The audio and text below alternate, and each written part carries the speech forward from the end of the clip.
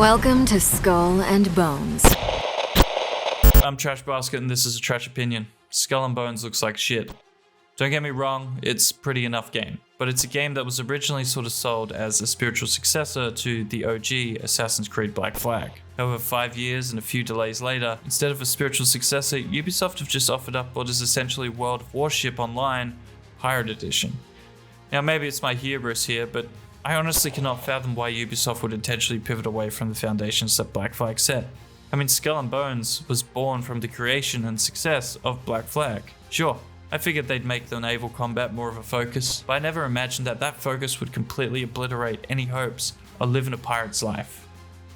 Exploring not just the open sea, but the islands surrounding, sailing, running, diving, swimming, and fighting your way across an open and hostile ocean. BlackFlag was such a well-realized embodiment of the pirate life that even to this day, almost 9 years later, we're still yet to experience anything quite like it. In fact, until Sea of Thieves, Ubisoft was, at least in my mind, the king of pirates.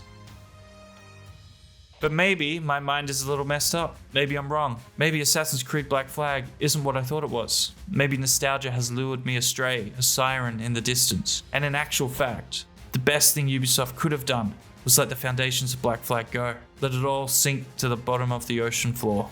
So obviously with that potential revelation, I had to do two things. First, check I still owned the right to play BlackFlag. And second, play it before I lost that right. I was hoping to find solace, to find understanding about why Ubisoft has done what it's done. Instead, I found nothing but confusion.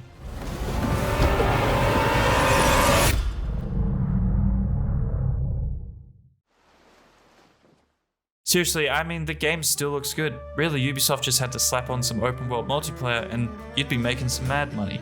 The game itself lends to it as well. For example, Edward ends up unlocking a hidden cove to run his operations from. A cove that could well be a hub for not just you, but your crew, clan, guild, and whatever you want to call a group of pirates planning to plunder. Upgrade, renovate, style, plan some trading routes, attack points, build a pirate fleet, become notorious, become a legend of the sea as you not just pillage and plunder, but explore. Hunt for treasure above and below the seas, fight with cannon and sword, with wind and grit. Essentially, do everything you can do in BlackFlag, but with a friend, plus some character customization and maybe some hook hands. Want an easily palatable but engaging story for your pirate adventures, other than, greed? Build your own crew. One of the more notable weaknesses of BlackFlag is the fact that your crew is more or less just cannon fodder, apart from your first mate Adewale, who's the real MVP. I mean, a lot of MMOs struggle to facilitate an engaging personal story, due to the friction a personal story can hold within an MMO structure. Introducing your crew, a number of members that you find help recruit and can act as a source of support for both story and lore.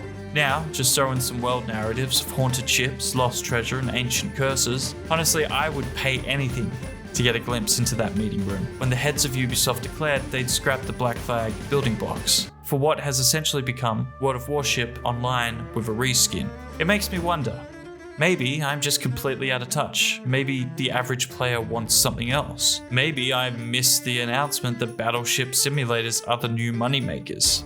Or maybe it's that if Skull and Bone had too much running, jumping, and diving mixed in with its seafaring battles, it would share too much of a likeness to what's planned for Assassin's Creed Infinity. Whatever the reasons are, whatever Ubisoft told itself, I can safely say that in my opinion, Ubisoft has missed the boat on this one. I'm sure people will play Skull and Bones. Money will be spent, but I'm also sure as hell that a lot of people are going to be revisiting BlackFlag in response to what Skull and Bones has become. And in doing so, they're going to find a world of pirating worth replaying.